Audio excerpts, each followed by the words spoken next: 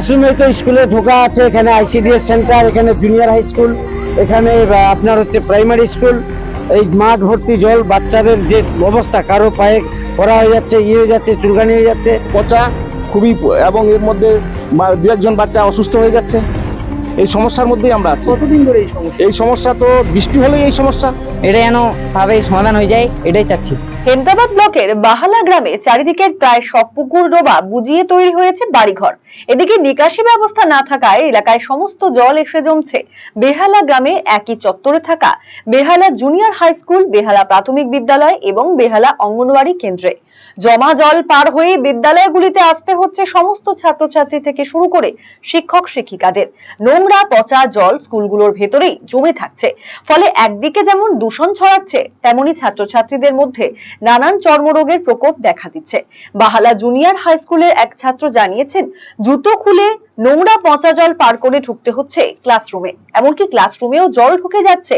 নোংরা পচা জল পার হয়ে আসার জন্য তাদের নানান চর্মরোগ দেখা দিয়েছে। সাইকেল নিয়ে ঢুকতে পারছি না, জুতা খুলে হাতে নিয়ে ঢুকতে হচ্ছে, এবং কি ক্লাসের জলে জল হয়ে যাচ্ছে।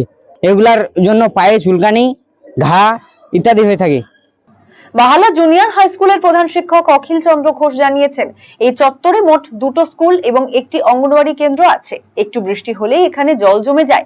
মাটি ফেলে স্কুলে জল আটকানোর চেষ্টা করা হয়েছে, কিন্তু এলাকায় থাকা ড্রেন সম্পূর্ণ বন্ধ হয়ে গেছে। ছাত্রছাত্রী থেকে শিক্ষক শিক্ষিকা সকলকেই এই নোংরা জল পার হয়ে স্কুলে প্রবেশ করতে হয়। দীর্ঘ 4 বছর ধরে এই সমস্যা। স্থানীয় প্রশাসনকে জানানো হলেও আজ পর্যন্ত কোনো সুরাহা হয়নি। দেখো, এখানটা অল্পতে জল লেগে যায়। আমরা অনেক চেষ্টা করেছি, স্কুলের ময়দানে মাটি দিতে দিতে বারান্দা পর্যন্ত মাটি দেওয়া হয়ে গেছে, এখন জলে মানে ঘরের ভিতর জল ঢুকছে। এই অবস্থায় এখানে ড্রেন ছিল, ড্রেনটা বন্ধ আছে, এখানে কোনো মতেই জল পাস হচ্ছে না। একটু জল পড়লেই প্রতিদিন জলে ভর্তি হয়ে যাচ্ছে। স্কুল যাতায়াত করতে খুব অসুবিধা, ছেলেরা এখানটা প্রায় পড়ে যায়, অনেকে ভিজে যায়। প্রায় দিন এটা নিত্যদিনের ঘটনা। আমরা স্কুলে ঢুকতে পারি না, আমরা জুতো বাইরে রেখে, মোটরসাইকেল বাইরে রেখে হেঁটে ঢুকি। এইভাবে পড়াশোনা চলছে, তাও বছর 4 থেকে। আগে কি সমস্যা হতো না? আগে সমস্যা, আগে এত জল ছিল না। আগে বাইরে ছিল, খাল ছিল, জল নেমে যেত। এখন বাইরে বাড়ি ঘর হয়ে সব ভর্তি হয়ে গেছে। 3টি শিক্ষা প্রতিষ্ঠানের ছাত্রছাত্রী থেকে এলাকার বাসিন্দারা দীর্ঘদিন ধরে এই দুর্ভোগের সম্মুখীন হলেও স্থানীয় প্রশাসন এ ব্যাপারে কোনো উদ্যোগ গ্রহণ না করায় এলাকায় বাড়ছে ক্ষোভ। এলাকার বাসিন্দা তথা হেমতাবাদ ব্লক কংগ্রেস সভাপতি তাজিমউদ্দিন তালুকদার জানিয়েছেন, একবার এই সমস্যার সমাধানে তারা উদ্যোগ নিয়েছিলেন, কিন্তু এলাকার পুকুর বন্ধ করে দেওয়াতে এবং নিকাশি ব্যবস্থা না থাকায় এই সমস্যা দেখা দিয়েছে। তারা চাইছেন দ্রুত এই সমস্যার সমাধান করুক প্রশাসন। যে এত উন্নয়নের যে বার্তা, উন্নয়ন উন্নয়ন বলে চারদিকে যে হই হই রব, উন্নয়নের পাঁচালী গান থেকে শুরু করে, প্রচার থেকে শুরু করে, আজকে বাস্তব চিত্র আজকে আপনারা এখানে আসে দেখলেন। এই ব্যাপারটা নিয়ে এলাকায় মন্ত্রী আছে, সভাধিপতি আছে, আপনার প্রধান আছে, পঞ্চায়েত সমিতির সভাপতি আছে, প্রত্যেক ক্ষেত্রে শাসক দল তৃণমূল কংগ্রেসের মেম্বার প্রধান থেকে শুরু করে সব কারো এই ব্যাপারে ভ্রুক্ষেপ নেই। এর আগেও একটা সমস্যা হয়েছিল বিরাট, তখনকার বিডিও সাহেবকে বলে আমরা কিছুটা আবার উদ্যোগ নিয়ে এটা করেছিলাম, কিন্তু যাদের এই পুকুর তারা জলটা বন্ধ করে দেওয়াতে এই অবস্থা।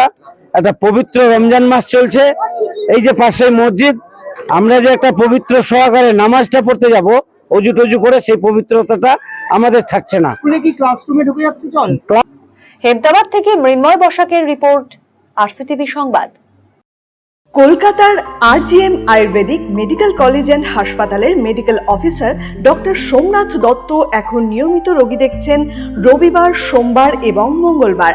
দীর্ঘদিনের হাঁটু, কোমর, গাঁট ব্যথা, নার্ভের সমস্যা, পেটের সমস্যা, যৌন সমস্যা ও মানসিক সমস্যার সমাধানের নির্ভরযোগ্য প্রতিষ্ঠান রায়গঞ্জ স্কুল রোডের লোকনাথ আয়ুর্বেদিক ঔষধালয় ও রায়গঞ্জ এলআইসি মোড়ের লোকনাথ আয়ুর্বেদ চিকিৎসালয়। এখানে স্বর্ণপ্রাশন, কাপিং থেরাপি, লিচ থেরাপি ও পঞ্চকর্মার মাধ্যমে চিকিৎসা করা হয়। তাই নাম লেখাতে আজই যোগাযোগ করুন 9434966017 এবং 9153958198।